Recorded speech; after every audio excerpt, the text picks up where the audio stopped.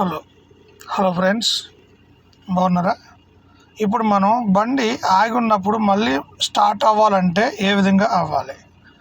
ఎందుకంటే చాలామంది కూడా స్టార్ట్ అయ్యేటప్పుడు వెనకాల ఎవరు వస్తున్నారని అబ్జర్వ్ చేయకుండా బండి మూవ్ చేయటం వల్ల అవతల వాళ్ళకి కన్ఫ్యూజ్ అయిపోయి మన కారు గీతలు పెట్టి వాళ్ళు పడిపోతారు.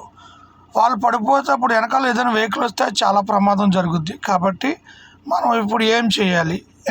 ఓకేనా? చూడండి, ముందు మనం స్టార్ట్ అవుతున్నాం కదా. First of all hand brake సరిగ్గా చూడండి. హ్యాండ్ బ్రేక్ తీసినప్పుడు కూడా ఇక మనము ఇక్కడ చూడండి, మీకు బ్రేక్ చూపిస్తున్నాను. క్లచ్ తొక్కి ఓకేనా, బ్రేక్ పట్టుకొని అప్పుడు హ్యాండ్ బ్రేక్ చూడండి సరిగ్గా. హ్యాండ్ బ్రేక్ ఇలా అంటే రాదండి, ఇలా పైకి లేపి బటన్ నొక్కి డౌన్ చేయాలండి. ఓకేనా?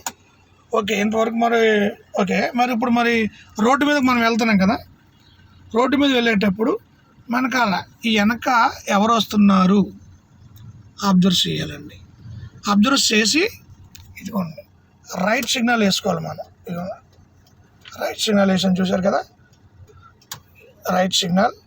ఓకే, ఇప్పుడు మళ్ళీ అద్దం చూసుకుని అప్పుడు మనం స్లోగా వెహికల్ ఇప్పుడు అలా కాకుండా మనం బ్రేక్ వదిలేసి మనం వెళ్ళిపోయి సిగ్నల్ కూడా వెళ్ళదు అనుకోండి. ఇప్పుడు దాకా ఇక్కడ ఆగాం మనం, ఇంకా మనం ఆగుతామా లేకపోతే మూవ్ అవుతున్నామా వెనకాల కూడా తెలియాలంటే మీరు కంపల్సరీగా the mirror side mirror, right side mirror compulsory చూడాలన్నమాట.